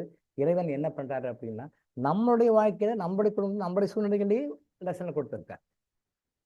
நமக்கு சாப்பிட வேண்டிய மருந்து, நமக்கு சாப்பிட வேண்டிய உணவு, நம்ம கற்றுக்கொள்ள வேண்டிய பாடங்கள் எல்லாமே நம்மளோட சரௌண்டிங்லேயே கற்றுக் கொடுப்பார். நம்ம உறவுகள் மூலமாக கற்றுக் கொடுப்பார். நாம் இங்கே நினைக்கிறோம் அங்கே போகணும், இங்கே போகணும், அங்கே படிக்கணும், அங்கே போய் நாடு விட்டு நாடு போகணும். எதுவும் இல்லை. கடவுள் ரொம்ப சிம்பிளாக வச்சுருக்காரு. நம்ம தான் அதை காம்ப்ளிகேட் பண்ணி வச்சுக்கிறோம். உதாரணத்துக்கு சொல்லணும் அப்படின்னா கேதார கௌரி விரதம் நோன்பு. இப்போ அதோட நோக்கம் என்ன? இந்த காருடையான் நோன்பு மாதிரியே தான். சுமங்கலிகளாக இருக்க வேண்டும். கணவர்களுக்கு முன்னாடி மனைவிகள் வந்து இறந்தரணும், கணவன் அதுக்கு பிறகு தான். அது ஒரு வழிபாடு. இது எங்கள் குடும்ப கதையை கூட எடுத்துக்கலாம். என்னுடைய பாட்டி, என்னுடைய அப்பாவை பெற்ற அம்மா பாட்டி இந்த நோன்பு எடுக்கும்போது ரொம்ப கரெக்டாக பண்ணுவாங்க. வீட்டில் ரொம்ப சின்சியராக கரெக்டாக பண்ணுவாங்க. அது வந்து அன்னைக்கு அந்த அதிரசம்லாம் சுடுவாங்க, மற்ற பலகாரம்லாம் செய்வாங்க. நான் ஏற்கனவே கூட பழைய வகுப்புகளில் சொல்லியிருக்கேன். வாய்க்கு துணி கட்டிக்குவாங்க. அந்த அதிரசம் உள்ள யாரையும் அலோவ் பண்ண மாட்டாங்க. அது வந்து பூஜை அறையில் தான் செய்வாங்க. மற்ற நாள் சமையல் ரூம்லாம் செய்ய மாட்டாங்க. அன்றைக்கி அந்த அதிரசம் அந்த சாமிக்கு செய்ய வேண்டிய ஐட்டம் எல்லாம் வந்து தனியாக அடுப்பு கொண்டு போய் பூஜை அறையில் வச்சு பூஜை அறையில் தான் செய்வாங்க. சமையல் ரூம் மட்டும் செய்ய மாட்டாங்க. வாய்க்கு துணி கட்டிக்குவாங்க. ஏதாவது பேசும்போது பண்ணும்போது கூட அது எச்சில் துணி எதுவும் பட்டுவிடக்கூடாதான். அவ்வளோ கரெக்டாக பண்ணுவாங்க. உள்ளெல்லாம் அளவு அம்மா பாட்டி வேறு யாரும் அலோவ் பண்ண மாட்டாங்க. அவங்க தான் எல்லாம் வந்து செய்வாங்க. அவ்வளோ சீரியஸாக செய்வாங்க. நாங்கள் இதாக பாருங்கள், அன்னைக்குன்னு அதிரசம் இதெல்லாம் நல்லா வாசனை வரும். வாசனை வரும்போது ஜிஆர் வருது சொன்னா சார் உபவாசம் இருக்கிறனால தான் சாப்பாடு மேலே ரொம்ப ஆசை வருது, ரொம்ப ஒரு ஈகராக வருது, சாப்பாடு போட தோணுது ஒருத்தர் ஜிஆர் சார் சொல்லியிருந்தார். உண்மை அது, அது உண்மை. சாப்பிட வேணாம் விரதம் இருக்கிற அன்னைக்கு தான் நம்ம சாப்பிட போகணும்னு தோணும். போய் பாட்டிக்கிட்ட கேட்டால் அதெல்லாம் கொடுக்க மாட்டாங்க, நாட்டு அலோடு, உள்ளே ரூம்குள்ளே அலோவ் பண்ண மாட்டாங்க, ரொம்ப கரெக்டாக பண்ணுவாங்க. சரி அப்படியே பாவம் ஏதோ பசங்க சின்ன பசங்க கேட்குறாங்களேன்னா அவங்க ஒரு கிரிட்டேரியா வச்சுருப்பாங்க, எலிஜிபிலிட்டி கண்டிஷன். சாமிக்கு படைக்கிறதுக்கு முன்னாடி எதாவது கொடுக்கணும்னா பல்லு விழுந்திருக்கக்கூடாது. பல்லு பால் பல்லு இருக்கு இல்லையா, குழந்தை பிறந்த போது பார்க்குற பால் பல்லு விழுந்துட்டா கொடுக்க மாட்டாங்க. குழந்தை இல்லையா, பால் பல்லு விழுந்துச்சு, உனக்கு பல்லு விழுந்துச்சு, நீ பெரிய பிள்ளை ஆகிட்ட, உனக்கு கிடையாதுன்னு கொடுத்துருவான். எங்கள் தங்கச்சிக்கு மட்டும் கொடுப்பாங்க, அது பால் பல்லு விழலை. எனக்கு விழுந்துச்சா, விழுற வரைக்கும் கொடுப்பாங்க, விழுந்த பிறகு கொடுக்க மாட்டாங்க. அவங்க எலிஜிபிலிட்டி கிரிட்டேரியா. சாமிக்கு படைக்கிறதுக்கு முன்னாடி ஏதாவது கொடுக்கணும்னா பல்லு விழுந்துருக்கா, நீ பல்லு விழுந்துச்சு, நீ பெரிய பையன், நீ சின்ன குழந்தை கிடையாது, நோ கிடையாது. எங்கள் தங்கச்சி ஓகே, ஆமாம், நீ உனக்கு பல்லு இல்லை, இந்தா குடின்னு கொடுப்பாங்க. எனக்கு கொடுக்க மாட்டேன். அப்புறம் அது தங்கச்சி கொண்டு எனக்கு கொடுப்பேன், இந்தா பாட்டி கொடுத்தாங்க. வேணாம் சாமி, நீயே சாப்பிடு, எனக்கு வேணாம். இதாக சாப்பிட்டா கண்ணு குத்திரும் வேறு சொல்கிறாங்க. இதாக கேட்டு ஏடாகுடமாக பண்ணி வாங்கி சாப்பிட்டா பாட்டி கண்டிஷன் வேறு. இதெல்லாம் ஏடாகுடமாக ஏதாவது கேட்டிங்கன்னா சாமி வந்து கண்ணை குத்திடும். சைலண்ட், ஒன்றும் பேசக்கூடாது. சாமிக்கு நீ கண்ணு குத்திட்டா என்ன பண்ணுறேன்னு பயம். வேணாம் சாமி, இல்லை எங்கள் பாப்பா கொடுக்கும், இந்தா நான் சாப்பிடுவேன். இல்லை வேணாம் நீயே சாப்பிடு, சாமி கண்ணு குத்திட்டா அப்புறம் வம்பு என்ன பண்ணுறது, அப்புறம் தேவையில்லாமல் சொல் பேச்சு கேட்காம பண்ணிட்டீங்கன்னு சாமி கண்ணை குத்துரும், வேணாம் நீயே சாப்பிடுவேன், நீ சாப்பிடு, இல்லை நீ சாப்பிடு, நான் சாப்பிட மாட்டேன், அதுவே சாப்பிடும். அவ்வளோ கண்டிஷன் வச்சுருப்பாங்க. ஆனால் எங்கள் பாட்டி முன்னாடி எங்கள் தாத்தா இறந்துட்டார். எனக்கு தெரிஞ்சு எங்கள் தாத்தா பார்த்ததில்லை, நான் எங்கள் பாட்டி பார்த்துருக்கேன். அப்போது எங்கள் பாட்டிக்கு செய்யும்போது அவங்க எங்கள் தாத்தா அந்த காலத்தில் இப்படி தான் நோன்பு செஞ்சுருப்பாங்க, ரொம்ப சின்சியராக கரெக்டாக தானே செஞ்சுருப்பாங்க. எங்கள் தாத்தாவை நான் பார்த்துருந்தேன். எங்கள் பாட்டி வந்து எங்கள் தாத்தாவோட வாடும் காலத்தில், எங்கள் தாத்தா இருந்த காலத்தில் இதே மாதிரி தான் நோன்பு எடுத்துருப்பாங்க. கௌரி விரதம், கேதார் கௌரி நோன்பு எடுத்துருப்பாங்க. கரெக்டாக சின்சியர் பண்ணிப்பேன். இப்போ நான் பார்க்குறேன் இதை மாதிரி தான் பண்ணியிருப்பாங்க அப்பையும். இப்போ தாத்தா இல்லை பண்ணுறாங்க, அப்போ தாத்தா இருந்த போதும் அப்படி தானே பண்ணியிருப்பாங்க. அப்படி இருக்கும்போது என்னுடைய தாத்தா ஏன் சீக்கிரம் இறந்தார், எங்கள் பாட்டி விட்டுட்டு ஏன் எங்கள் தாத்தா சீக்கிரம் இறந்தார், முன்னாடி ஏன் இறந்தார்? ஏன்னா அந்த விரதம் எங்கள் பாட்டி கரெக்டாக செய்கிறாங்க. ஏன் விரதம் பலன் நினைக்கவில்லை, எங்கள் தாத்தா இறந்தார். கேள்வி. அடுத்தது எங்கள் குடும்பத்தில் வந்து 4 ஆண் பிள்ளைகள், 3 பெண் பிள்ளைகள், 3 அத்தைமாருங்க. எங்கள் அப்பா வந்து செகண்ட், 3வது. அவருக்கு முன்னாடி பிறந்தவங்க 2 பேர், பெரியப்பா ஒருத்தர். ஒரு பெரியப்பா இருக்கார், ஓகே. அந்த பெரியப்பா இருக்கிறாரு, பெரியப்பா சீக்கிரம் இறந்துட்டார். பெரியம்மா அதுக்கு பிறகு தான் இருக்கிறாங்க. அடுத்தது ஒரு பெரியப்பா, அவர் வந்து லவ் ஃபெயிலர். கல்யாணம் வந்து லவ் ஃபெயிலர் கிடையாது, ஏதோ பொண்ணை காதலிச்சாரா, அது பண்ணக்கூடாது, அந்த பொண்ணை லவ் பண்ண மாட்டோன்னு சொல்லி ஏதோ எங்கள் தாத்தா ஸ்ட்ரிக்டாக சொல்லியிருப்பார் போல இருக்குது. அவர் கோயிலில் போய் சூசைட் பண்ணிக்கிட்டார். கோயில் இருக்குது வீட்டு பக்கத்தில், அந்த கோயிலில் போய் சூசைட் பண்ணிக்கிட்டார். ஒரு பெரியப்பா இறந்துட்டார், பெரியம்மா இருக்காங்க. அடுத்து 2வது பெரியப்பா, அவர் கோயிலில் போய் சூசைட் பண்ணிக்கிறார். ஏன்னா வீட்டில் கேட்டால் நம்ம காதலிச்ச பொண்ணு வந்து கல்யாணம் பண்ண வேணான்னு சொல்லி அப்பா வந்து நைனா வந்து ரொம்ப ஸ்ட்ரிக்டாக இருக்கிறாரு, மாட்டேன்றாரு அப்படின்னு சொல்லி இறந்துட்டார். அடுத்தது எங்கள் அப்பாவும் முன்னாடி இறந்துட்டார். எங்கள் அம்மா இருக்காங்க, எங்கள் அப்பா அவர் இறந்துட்டார், எங்கள் அம்மா இருக்காங்க. அடுத்தது அடுத்த சித்தப்பா இறந்துட்டார், சித்தி இருக்காங்க. அடுத்து இன்னும் சின்ன சித்தப்பா இருந்தால் சித்தி இருக்காங்க. எல்லாருமே அவருடைய கணவர்களை முன்னாடி இறந்துடுறாங்க. மனைவிமார்கள் மட்டும் இருக்காங்க. எங்கள் அத்தை 3 பேருமே அவருடைய எங்கள் மாமாங்க முதல்ல இறந்துடுறாங்க. நல்லா நோட் பண்ணுங்க, இது பாயிண்ட் இருக்கு. எங்கள் மாமாங்க 3 மாமா கூட இறந்துடுறாங்க. எங்கள் 3 அத்தைகளும் அவருக்கு பிறகு இருக்கிறாங்க, கணவன் இல்லாமல் இருக்கிறாங்க. நல்லா நோட் பண்ணி பாருங்க. எங்கள் பாட்டி கணவன் இல்லாமல் வாழ வேண்டிய ஒரு கண்டிஷன். அடுத்தது எங்கள் பெரியப்பா, எங்கள் பெரியம்மா கணவன் இல்லாமல் வாழ வேண்டிய கண்டிஷன். அடுத்து ஒரு பெரியப்பா சூசைட் பண்ணி இறந்துடுறாரு. அடுத்தது வாங்க எங்கள் அப்பா இறந்துடுறாரு, அதுக்கு பிறகு எங்கள் அம்மா இருக்கார். அடுத்து இன்னொரு சித்தப்பா, பெரிய சித்தப்பா, அவர் இறந்துடுறாரு, எங்கள் சித்தி இருக்காங்க. அடுத்து சின்ன சித்தப்பா, அவர் இறந்துடுறாரு. இது என்ன காரணம்? ஏன் இந்த குடும்பத்தில் எல்லாருமே ஆண்கள் சீக்கிரம் இறக்குறாங்க? இந்த குடும்பத்தில் எல்லாருமே ஆண்கள் ஏன் சீக்கிரம் இறக்குறாங்க? ஏன் எல்லாரும் கணவன் இல்லாமல் வாழ வேண்டிய ஒரு அமைப்பு இருக்குது? அப்படின்னு சொல்லி பிளேயர் மைன்ஸில் நான் பார்த்தா ஏன் இந்த மாதிரி நடக்குது அப்படின்னு சொல்லி பார்த்தா அது பாஸ்ட் லைஃப்பில் எங்கள் ஃபேமிலி திருச்சியில் இருந்திருக்காங்க. அப்போ அரசன் வந்து உலா வர்றார். அந்த காலத்தில் அரசர்கள்லாம் இருக்கும்போது உலா வருவாங்க. அந்த அரசன் வந்து உலா வராரு. உலா வரும்போது எல்லாரும் பார்ப்பாங்க. இப்போ வேடிக்கை பார்க்க இல்லையா? இப்போ யாராவது சினிமாக்காரங்க வராங்க, நடிகர்கள் வராங்கலாம் போய் வெளியே ரோட்டில் போய் நிற்போம் இல்லையா? இல்லை அதே மாதிரி யாராவது மினிஸ்டர்ஸ் வராங்க, சீஃப் மினிஸ்டர் வராரு, பிரைம் மினிஸ்டர் வராரு, எல்லாம் போய் நின்று பார்ப்போம் இல்லையா? பார்ப்போம் இல்லையா? சினிமாக்காரங்க வந்தாலும், மினிஸ்டர்ஸ் வந்தாலும், அரசியல்வாதிகள் வந்தாலும், சீஃப் மினிஸ்டர் பிரைம் மினிஸ்டர் வராங்க இல்லை யாரும் லீடர்ஸ் வராங்கன்னா போய் நின்று பார்ப்போம் இல்லையா? அது மாதிரி அந்த காலத்தில் வந்து அரசன் உலா வரும்போது எல்லாரும் போய் நின்று பார்த்துருக்குறாங்க. எல்லாரும் போய் நின்று பார்த்துருக்காங்க. அப்போ அந்த மாதிரி நின்று பார்த்துருக்கும் போது எங்கள் குடும்பத்தை சேர்ந்தவங்க போய் நின்று பார்த்துருக்காங்க. எங்கள் குடும்பத்தில் ஒரு பெண்மணி, கல்யாண வயசில் ஒரு பொண்ணு, எங்கள் குடும்பத்தில் ஒரு பெண்மணி. அரசன் அப்படியே பார்த்துட்டு வர்றாரு. பார்க்கும்போது அந்த எங்கள் வீட்டு எனக்கு அத்தை முறையாகணும்னு வச்சுக்கோங்களேன், எனக்கு அத்தை முறையாகணும்னு வச்சுக்கோங்க, அவங்களையும் பார்க்குறாரு. அரசன் சொல்கிறாரு, அந்த பொண்ணு என்னுடைய அரண்மனைக்கு கூட்டிகிட்டு வாங்க, அந்த பொண்ணு என்னோட அரண்மனைக்கு கூட்டிகிட்டு வாங்க அப்படின்னா அவருடைய அரண்மனைக்கு இவங்களை அனுப்பணும். அந்த காலத்தில் அரசர்கள் பண்ண விஷயம்தான், அந்த காலத்தில் அரசர்கள் பண்ண விஷயம்தான். அப்படியே வருவாங்க, அவங்க யாரை கேட்டாலும் எந்த பொண்ணு கேட்டாலும் அனுப்பிச்சிடணும், அரண்மனைக்கு அனுப்பிச்சிடணும். யாரு கேட்டாலும் அவருக்கு இளவரசி இருப்பாங்க, பட்டத்தரசி இருப்பாங்க, அவங்களாம் வரிசை அவங்க உறவுகள்லாம் இருப்பாங்க, எல்லா உறவுகளும் இருப்பாங்க. ஆனால் அரசன் வந்து எத்தனை அரசிகள் இருந்தாலும் கூட இந்த மாதிரி யாராவது எனக்கு வேணும்னு சொல்லி சொன்னால் அனுப்பிச்சிடும். அந்த காலத்தில் அரசர்கள் பண்ணாத அக்கிரமெல்லாம் இல்லை, ரொம்ப அக்கிரமம் பண்ணியிருக்காங்க. கிளைவாய்ஸில் போய் பார்த்தா தெரியும், கிளைவாய்ஸில் போய் பார்த்தா தெரியும் இந்த காலத்து அரசியல்வாதிகள் என்ன அக்கிரமம் பண்ணாங்களோ அதே மாதிரி அவங்களும் பண்ணியிருக்காங்க. இந்த காலத்து அரசியல்வாதிகள் அக்கிரமம் பண்ணாங்களே இல்லையா வெளியே தெரியாது. அரசியல் செல்வாக்கு வச்சு நிறைய பண்ணுவாங்க, நான் தான் இப்படி இந்த பவர்னு சொல்லி வச்சு நிறைய அநியாயம் அக்கிரமம் பண்ணுறாங்க இல்லையா? அதே மாதிரி அந்த காலத்து அரசர்களும் பண்ணியிருக்கிறாங்க. அது பனிஷ்மெண்ட் உண்டு, அனுபவிச்சிருக்காங்க. அது யாரும் எஸ்கேப் இன்னைக்கு இருக்கிற அரசியல்வாதியும் சரி, சாதாரண கிளை செயலாளர், அது என்ன நகர செயலாளர், கிளை செயலாளர்லேருந்து பெரிய நாட்டினுடைய பிரதமர், ஜனாதிபதி என்ற வரைக்கும் எல்லா பதவிகளையும் அரசர்கள் அதிகாரத்தில் இருக்கிறவங்க இருக்காங்க.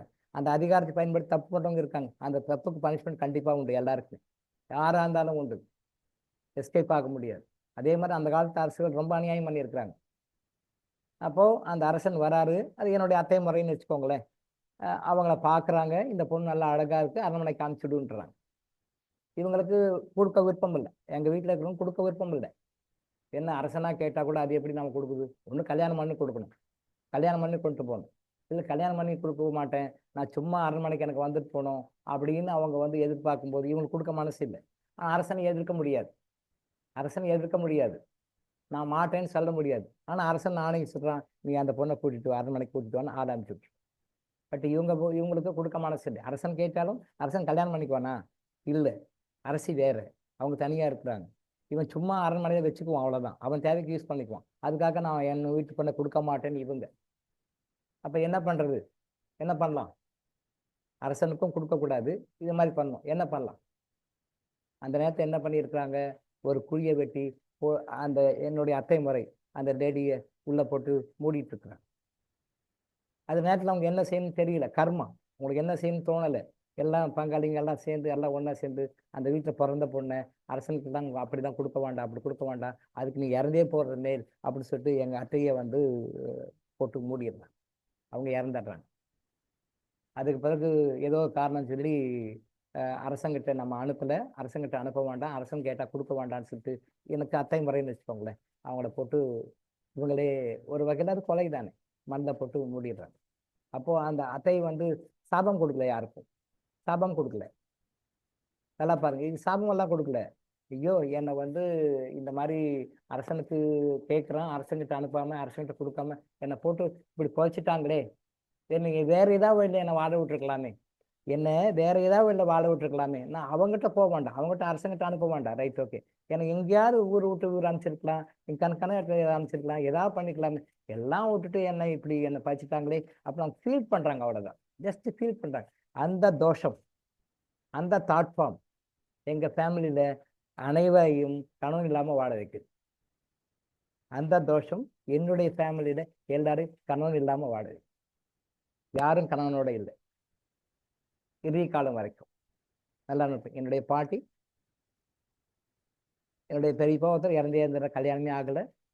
என்னுடைய பெரியம்மா, அம்மா, சித்தி, எல்லாமே ஆண்களுக்கு வந்து இந்த மனைவிகள் எல்லாமே அந்த வீட்டு மருமகள் எல்லாமே கவனம் இல்லாமல் வாழ்றாங்க கடைசி காலத்து. எங்கள் வீட்டு அத்தைகளும் 3 பேருமே கவனம் இல்லாமல் வாழ்றாங்க. அந்த சாபம் என் குடும்பத்துக்கு வருது.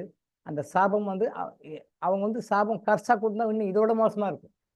கர்சா சாபம் கொடுத்தா நான் கிளைமேக்ஸ் 1 தடவைக்கு 2 தடவை 2 தடவைக்கு 3 தடவை கன்ஃபார்ம் பண்ணேன்.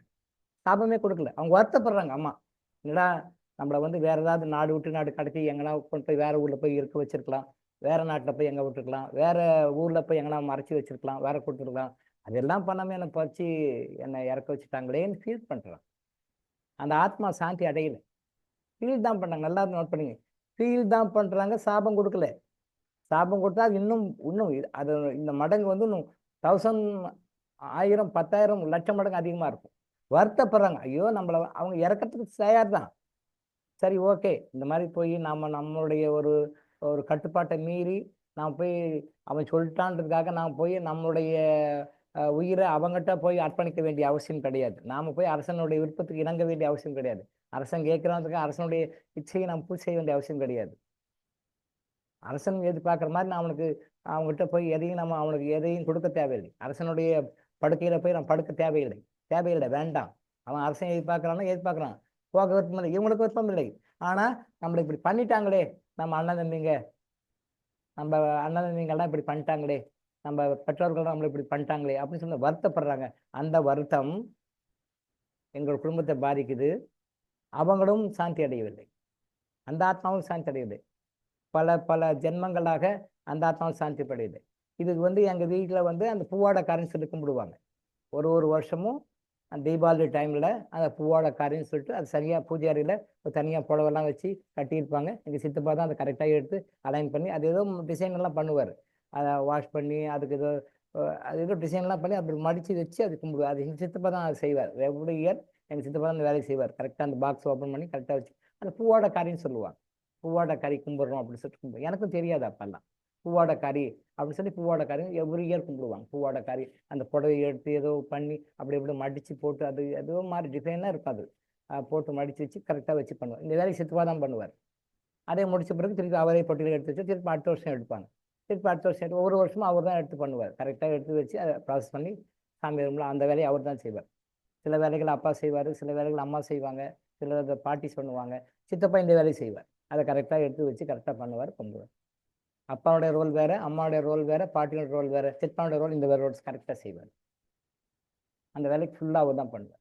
ஆனால் ஏன் எனக்கும் அப்போ தெரியும், நான் கேட்கல ஏன் பூவாட கறி கும்பிட்றாங்க அப்படின்னு. நான் விவரம் தெரிஞ்ச பிறகு கிளியர் வாய்ஸில் பார்த்தா அதுதான் அந்த என்னுடைய அத்தை முறையாகிறே. அந்த அத்தை முறையை தலைமையாக பூவாட கறி கும்பிட்றேன் சொல்லி பூவாட கறி கும்பிட்டுருக்காங்க. ஆனால் பூவாட கறி வந்து அத்தை லெவலுக்கு போச்சான்னா போல. இப்போ நான் வந்த பிறகு இதையெல்லாம் பார்த்து அதுக்கு என்னென்ன மன்னிப்பு கேட்கணும், என்னென்ன மன்னிப்பு கொடுக்கணும், என்ன மன்னிப்பு கொடுக்கணும், அவங்க பெரியவங்க செஞ்ச தவறுகளுக்காக, தெரியாமல் செஞ்ச தவறுகளுக்காக, சூழ்நிலை செய்ய தவறுகளுக்காக என்னென்னலாம் பண்ணணும்னு சொல்லி அந்த முறையான பரிகாரத்தை நான் பண்ணி கிளியர் பண்ணி எல்லாரையும் கிளியர் பண்ணி விட்டேன். எல்லா ஆத்மாக்களையும் கிளியர் பண்ணி விட்டேன். என்னுடைய அந்த பூர்வ ஜென்மத்தில் அந்த அத்தை முறையாக வருகிற அந்த ஆத்மாவுக்கும் பூர்வ ஜென்மத்தில் அத்தை முறையா யாரை போய்ச்சிட்டாங்களோ, யாரை உயிரோட தெரியாமல் கொண்டுட்டாங்களோ அவங்கள வந்து அதை லிபரேட் பண்ணி அந்த ஆத்மாவை ஃப்ரீ பண்ணி விட்டு அடுத்த லெவலுக்கு ஹையர் லெவலுக்கு கொண்டு போய் விட்டேன். மற்ற அந்த சாபங்களை எல்லாம் எங்கள் ஃபேமிலியில் யாரை என்ன சாபம் கொடுத்துருந்தாங்க, இந்த வகையில் என்ன சாபங்களை வந்து அதெல்லாம் கிளியர் பண்ணி விட்டேன். அறிந்தும் அறியாமலும் தெரிந்தும் தெரியாமலும் மற்றவர் கொடுத்த அந்த சாபங்கள், குறைகள், மனக்குறைகள் எல்லாமே கிளியர் பண்ணி விட்டேன். அது கூட கர்மா தான்.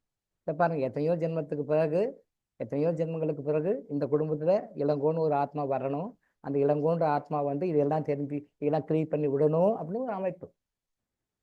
அந்த அமைப்பு அகலிகை சாபம் கொடுக்குற போது அந்த முனிவர்னு சொன்னா சாபம் கொடுக்குறாரு. கல்லாய் போக கடவாயின்னாரு. அந்த அம்மா கல்லாயிடுறாங்க.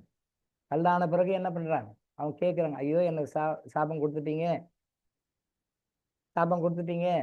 இப்போ நான் எப்படி விரிவேன், எப்படி எனக்கு விடுதி என்ன, எப்படி வெளியே வருவேன்னு கேட்குறாங்க. அப்போ அவர் சொல்றாரு, ஒரு காலத்தில் ராமன் ஒருத்தர் வருவார். அந்த ராமர் இந்த பக்கம் வருவார். இந்த பக்கம் வரும்போது அவர் காலடி பட்ட போது நீ வந்து புனர்ஜென்மம் அடைவார், சாப நிவர்த்தி அடைவார்னு சொல்றார். அப்ப ராமர்லாம் பிறக்கவே இல்லை. இந்த நிகழ்வு நடந்த போது ராமர் பிறக்கவே இல்லை. இந்நாள் வரப்போகிற ராமர் அதை வந்து சொல்றாரு. அந்த ராமர் வருவாருமா, அவர் காலடி படும், அவர் காலடி படும்போது உனக்கு சாப நிவர்த்தி கிடைக்கும். அதே மாதிரி ஒரு காலத்து பின்னாடி ஒரு காலத்துல ராமர் பறந்து வளர்ந்து இந்த பக்கம் வராரு, வரும்போது அவர் காலடி படுது, காலடி பட்ட உடனே அந்த கல் அகலியாக மாறி அவர்கிட்ட வணங்கி ஆசீர்வாதம் வாங்க. அப்போ ஒரு சகோதரர் போட்டிருந்தார், சார் பின்னாட ராமர் வரப்போறாரு, எத்தனையோ வருடங்களுக்கு பிறகு ராமர் வரப்போறாரு, அவர் காலடி பட்டு சாப நிவர்த்தி அடையும் சொல்லுவதற்கு தன் மனைவி இந்த மாதிரி தப்பு பண்றாங்கன்னு தெரியலையே சார் அப்படின்னு ஒரு நபர் நம்ம வாட்ஸ்அப் குரூப்ல கேள்விப்பட்டிருந்தார். எப்பயோ ராமர் வர போறாரு, அவர் காலடி மிதிக்கப்பட்ட உடனே அந்த அம்மாவுக்கு சாப நிவர்த்தி ஆக போகுது, அகலைக்கு சாப விமோசனம் பர போறாங்கன்னு தெரியுது அவருக்கு. அப்போ தன் மனைவி இந்த மாதிரி மனசுல தப்பான எண்ணத்தை வச்சிருக்காங்கன்னு அவருக்கு தெரியாதா அப்படின்னு சொல்லி கேட்டிருந்தார். தெரியும், தெரியும். அது அந்த நிகழ்வாக அக்செப்ட் பண்ணிக்கிறாங்க அவங்க.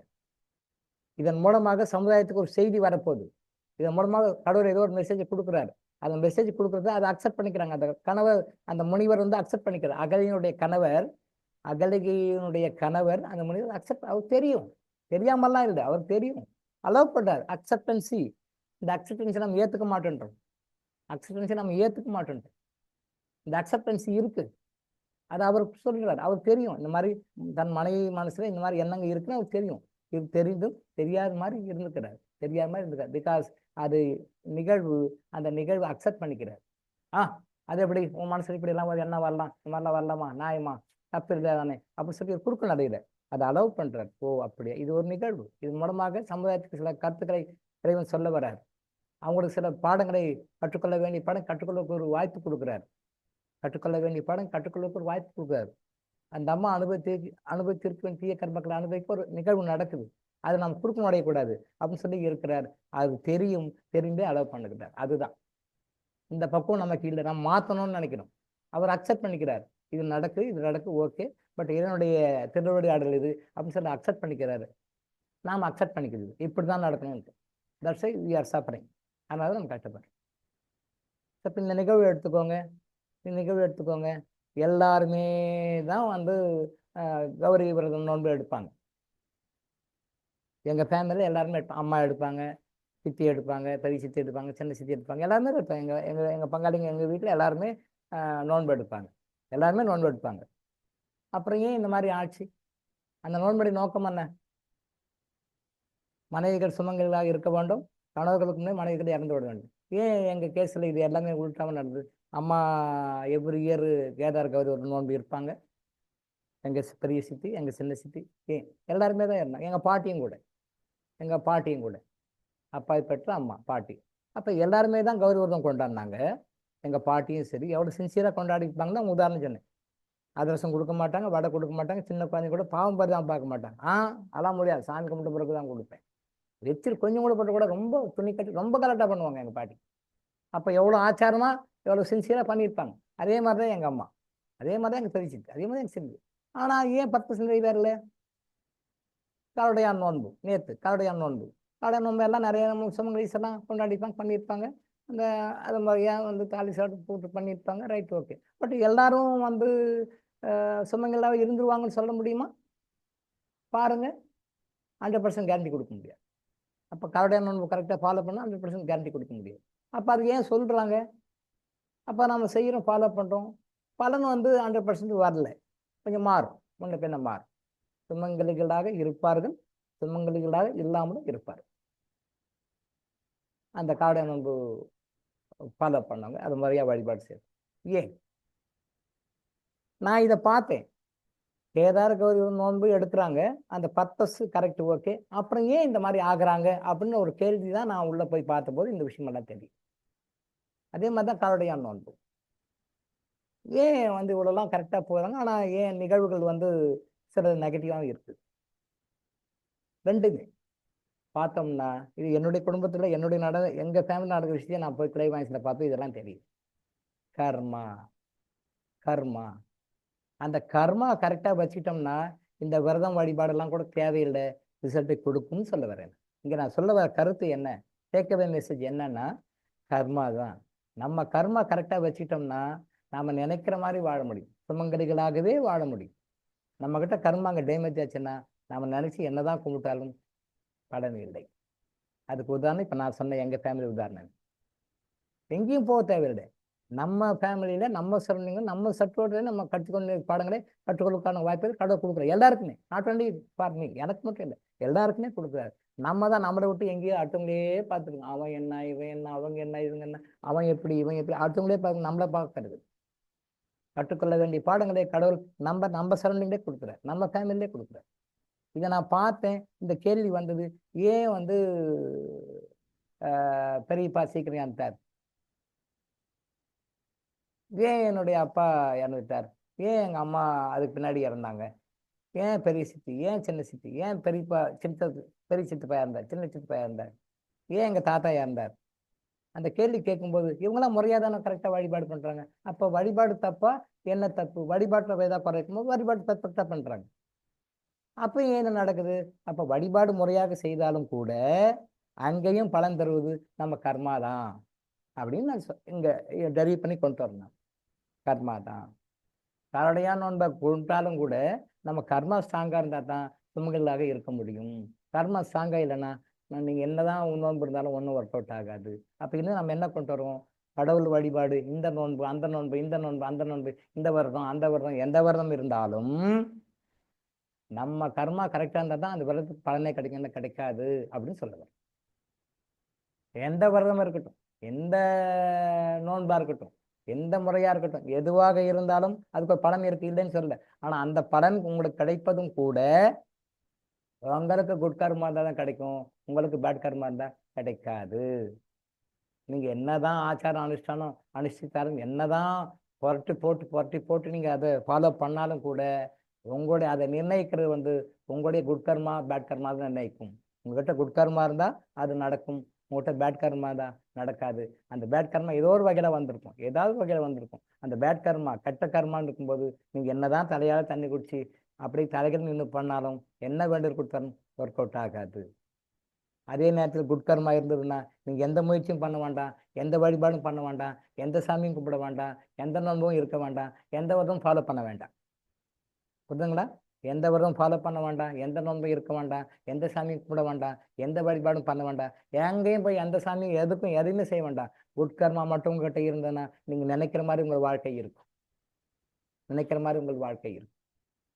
அதனால நீங்க செய்ய வேண்டியது குட் கர்மாவை, நல்ல கர்மாவை சேர்த்துங்க, கெட்ட கர்மா வாடிங்க. நீங்க லைஃப்ல காலிலேருந்து படுக்கிற வரைக்கும், நம்ம பறந்து நம்ம இறக்குற வரைக்கும் எல்லா நேரங்களையும் நம்மளுடைய கான்சன்ட்ரேஷன் இருக்கணும். குட் கர்மா சம்பாதிக்க முடியுமா, நல்ல கர்மா ஏன் பண்ண முடியும், நல்ல கர்மா சம்பாதிக்க முடியுமா, அதை மட்டுமே பாருங்க. பேட் கர்மா நியூட்ரிஸ் பண்றதுக்கு என்ன பண்ணும், கெட்ட கர்மா நியூட்ரிஸ் பண்ணுறதுக்கு இதை மட்டுமே பாருங்க, இதை மட்டும் பண்ணுங்க. மற்றெல்லாம் ஆட்டோமேட்டிக்கா தானா நடக்கும், தானா நடக்கும், கேட்காமலேயே நடக்கும், தேடாமலேயே கிடைக்கும், கேட்காமலே கிடைக்கும், தேடாமலே கிடைக்கும், தானா வந்து எல்லாமே நடக்கும். நீங்க எந்த முயற்சியும் பண்ண வேண்டாம். நீங்க செய்ய வேண்டிய ஒன்னே ஒன்று குட் கர்மா சேர்த்தணும், பேட் கம்யூனிட்டிஸ் பண்ண, நல்ல கர்மாவை சேர்த்தணும், தீய கர்மா அடிக்கணும். இதை மட்டும் நீங்க பண்ணுங்க. இன்க்ளூடிங் மணி, பணமும் தேடி வரும், உங்களை வேணாம்னா கூட வரும். வேண்டாம்ப்பா, ஐயோ இதெல்லாம் வேணாம்னா கூட வரும். குட் கர்மா இருந்தால். பேட் கர்மா இருந்தால் நீங்களா தேடி தேடி ஓன கூட வராது. அதை பின்னாடி துரத்து சேஸு, பணத்தை பின்னாடி சேஸ் பண்ணிட்டு போவீங்க, சேஸ் பண்ணி போனால் கூட வராது, ஓடும். நீங்கள் ஒன்றா அதுவும் ஓடும், நீங்கள் ஒன்றா அதுவும் ஓடும். அந்த நம்ம ஒரு பக்கம் ஓடிட்டே இருக்கோம். அது இந்த வெயில் காலத்தில் அந்த இது தெரியும் பார்த்தீங்களா, நிழல் தெரியும், தண்ணி இருக்கிற மாதிரி தெரியும். அப்போ இப்போ தண்ணி இருக்காது, தண்ணிக்கு மாதிரி தெரியும், அப்படியே ஓடிட்டே இருக்கும். காணல் நீர், காணல் நீர், எஸ் காணல் நீர், காணல் நீர் சொல்லுவோம். காணல் நீர் நீங்கள் பிடிக்க முடியாது. காணல் நீர் வந்து நீங்கள் அங்கே தான் இருக்குது, இதோ போயிடும், போக போக அதுவும் போயிட்டே இருக்கும். தட் இஸ் காணல் நீர், கரெக்ட். காணல் நீர் வந்து அது அந்த நீரை போய் அப்ரோச் பண்ண முடியாது, டச் பண்ண முடியாது. காணல் நீர் அது போயிட்டே இருக்கும், நாமும் போயிட்டே இருப்போம். இதே மாதிரி தான் நமக்கு வாழ்க்கையில் நிம்மதி, சந்தோஷம், ஆனந்தம் எல்லாம் வேணும்னா நம்ம ஓடனா அது காணல் நீர் தான். ஏன் காணல் நீர் ஆகுது? நம்ம நெகட்டிவ் கர்மா வச்சுக்கிட்டு நம்ம ஓடிட்டே இருப்போம், ஓட ஓட ஓட அது காணல் நீர் தான், காணல் நீர் தான், கிடைக்காது. பட் குட் கர்மா வச்சுட்டீங்க, நீங்க ஓட வேண்டாம், உங்க இடத்துக்கு அது வருது. நம்ம நல்ல கர்மா வச்சிருக்கும் போது நம்மளை நோக்கி வருவோம், நாமெல்லாம் கேட்க வேண்டாம், தேட வேண்டாம், ஓட வேண்டாம், அது நம்மை தேடி வரும்.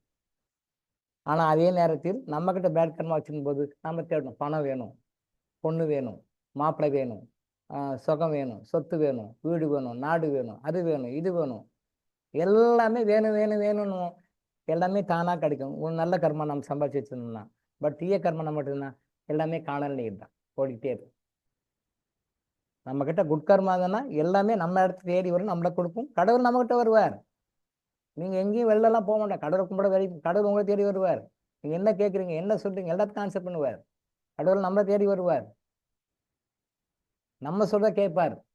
நம்ம என்ன செய்யணுமோ செய்வார். நமக்கு இப்படி பண்ணுங்க நம்ம கைடன்ஸ் கொடுத்து எல்லாமே கொடுப்பார். தரிசன கட்டணம் கொடுக்க வேண்டாம், கடவுள் செய்வார். நம்மகிட்ட குட் கர்மா தான் அவர் நம்மளே தேடி வருவார். நம்மகிட்ட பேட் கர்மா தான் நாம தேடி போனால் வரமாட்டார். இதே காரணம் அவரும் போயிட்டே இருப்பார். அதோ கடவுளே கடவுளே கடவுளே நாமளே கடவுளேன்னு இருப்போம், அவரும் போயிட்டே இருப்பார். எல்லா மாதிரி பணம், செல்வம், செல்வாக்கு, ஆரோக்கியம், எனக்கு பொண்ணு வேணும், மாப்பிள்ளை வேணும், என் குடும்பம் இது நடக்கணும், அது நடக்கணும், என்னென்ன நிறைய எல்லாமே காணல் நீராகவே போயிட்டுருக்கும். காணல் நீராகவே போயிட்டுருக்கும். காணல் நீர் காணல் நீர் காணல் அப்படியே போயிட்டு. கடவுளும் அப்படிதான். கடவுளை பார்த்தேன்னா பார்க்கல, கடவுளை பார்த்தேன்னா பார்க்கல. இமயமலைக்கு போனாலும் பார்க்க முடியாது, ஜெருசலேம் போனாலும் பார்க்க முடியாது, மெக்கா மதீனா போனாலும் பார்க்க முடியாது, அந்த பொற்கோயில் அமிர்தசர் பொற்கோயிலுக்கு போனாலும் பார்க்க முடியாது, எங்கே போனாலும் பார்க்க முடியாது. அவர் இங்கே இருக்கிற கடவுளை விட்டுட்டு எங்கெங்கே தேட்டு கிடக்கு. அங்கே போனா இருக்கிறா, இங்கே போனா இருக்கிறாங்க, தெரியாம அறியாம, இக்னரன்ஸ். காணல் நீர் தான் எல்லாமே. அப்போ நம்மக்கிட்ட அந்த நல்ல கர்மான்னு சொல்லுகின்ற அந்த குட்கர்மா நம்மகிட்ட இருக்கும்போது எல்லாமே தானாக கிடைக்கும். அந்த குட்கர்மா சம்பாதிக்கிற வழியை பாருங்க, இருக்கிற பேட் கர்மா கிடைக்கிற வழியை பாருங்க. இதை மட்டும் நீங்கள் செய்யுங்க, லைஃப்ல உங்களுக்கு எல்லாமே கிடைக்கும், எல்லாமே கிடைக்கும். சரியா? அதை புரிஞ்சுக்கோங்க. இதை மட்டும் நீங்கள் கரெக்டாக வாழ்க்கையில் அப்ளை பண்ணீங்கன்னா உங்கள் வாழ்க்கை என்னைக்கும் சந்தோஷம், என்னைக்கும் ஆனந்தம், என்னைக்கும் நிம்மதி, என்னைக்கும் என்னைக்கும் என்னைக்கும் ஆரோக்கியம், ஆனந்தம், நிம்மதி தான். எல்லாமே கிடைக்கும். உடல், மன, ஆத்ம ஆரோக்கியம் கிடைக்கும். செல்வ செழிப்பு கிடைக்கும். அன்பான உறவுகள் கிடைக்கும். உங்களுக்கு என்னெல்லாம் வேணுமோ அத்தனையும் கிடைக்கும். குட் கர்மா நம்ம சேவ் பண்ணிக்கணும், இருக்கிற பேட் கர்மாக்கு அடிக்கணும். குட் கர்மா சேவ் பண்ணும், பேட் கர்மா இதை மட்டும் செஞ்சீங்கன்னா வாழ்க்கையில் என்றைக்கும் சந்தோஷம், அமைதி, நிம்மதி மட்டும். இந்த டெக்னிக்கை, இந்த பாயிண்ட்டை புரிஞ்சுங்க, லைஃப்ல சந்தோஷமாக இருக்கும், ஆனந்தமாக இருக்கும். சரியா? இன்னைக்கு இதோட முடிச்சு. நன்றி, வணக்கம். பாடுங்கம்மா. யார் பாடுறீங்க? எப்போ நான் பாடுறேங்க ஐயா. பாடு. எப்போது நீ அறிவாயோ அப்போதே சாந்தி அடைவாய். எப்போது நீ அறிவாயோ அப்போதே சாந்தி அடைவாய். இதை எப்போது நீ அறிவாயோ மனமே அப்போதே சாந்தி அடைவாய். இப்பாரில் எப்போதும் எல்லாம் இறை அருளால். இப்பாரில் எப்போதும் எல்லாம் இறை அருளால் தப்பாது அணுவளவும் சரியாய் நடப்பதாக எப்போது நீ அறிவாயோ அப்போதே சாந்தி அடைவாய். அப்போதே சாந்தி அடைவாய். அப்போதே சாந்தி அடைவாய். முற்போது தர்மம் என்றும் தற்போது அதர்மம் என்றும். முற்போது தர்மம் என்றும் தற்போது அதர்மம் என்றும் முயன்றே சீர்திருத்திட முடியும் உன்னாலே என்றும். முற்போது தர்மம் என்றும் தற்போது அதர்மம் என்றும் முயன்றே சீர்திருத்திட முடியும் உன்னாலே என்றும். அற்ப அகந்தை செருக்கால் அலையாமலே அடங்கி. அற்ப அகந்தை செருக்கால் அலையாமலே அடங்கி ஆண்டவன் ஆட்சியில் அதர்மமே இல்லை என்று எப்போது நீ அறிவாயோ அப்போதே சாந்தி அடைவாய். அப்போதே சாந்தி அடைவாய். எழுந்த உன் எழுச்சியால் எண்ணம் செயல் சொல்லாக. எழுந்த உன் செயல் சொல்லாக இயற்றிய நற்கர்மமெல்லாம். எழுந்த உன் எழுச்சியால் எண்ணம் செயல் சொல்லாக இயற்றிய நற்கர்மமெல்லாம் இறைவனை நீங்குவதே. அழுந்தி அகமூலத்தில் அகந்தை அழிவதொன்றே. அழுந்தி அகமூலத்தில் அகந்தை அழிவதொன்றே அரிய கிருத கிருத்திய ஆன்மானுபவம் என்று எப்போது நீ அறிவாயோ அப்போதே சாந்தி அடைவாய். மனமே எப்போது நீ அறிவாயோ அப்போதே சாந்தி அடைவாய். இப்பாரில் எப்போதும் எல்லாம் இறை அருளால் தப்பாது அணுவளவும் சரியாய் நடப்பதாக எப்போது நீ அறிவாயோ அப்போதே சாந்தி அடைவாய். அப்போதே சாந்தி அடைவாய். கருவாக்கி உருவாக்கி ஏனையாண்டு காத்தருளும் இறைவா நன்றி. எங்கும் நிறைந்தோனே எல்லை இல்லாதானே எங்கேயும் எப்போதும்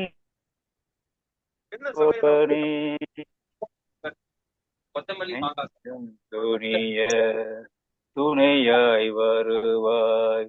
நேர்மறை உணர்வுகள் பெருகிடச் செய்வாய். உடலில் உறுதியை பெரிதாய் தருவாய். உனை உணரும் அறிவை என்னுள் அருள்வாய். சுற்றம் அனைத்தும் காப்பவனே, தொழிலில் ஏற்றம் தருபவனே, எடுத்த செயலில் வெற்றி கொடு, என் ஆற்றல் பெறுகிற அருளை கொடு. கருவாக்கி உருவாக்கி ஏனையாண்டு காத்தருளும் இறைவா நன்றி. வல்லமை தந்து நீ வளர்ச்சி கொடு, அகத்திலும் புறத்திலும் வளர்ச்சி கொடு. வளர்ச்சி கொடு, வளர்ச்சி கொடு, வளர்ச்சி கொடு, வளர்ச்சி கொடு. நன்றிங்க ஐயா. நன்றிங்க ஐயா. நன்றி ஐயா. நன்றிங்க ஐயா. மிக்க நன்றிங்க ஐயா. நன்றி ஐயா.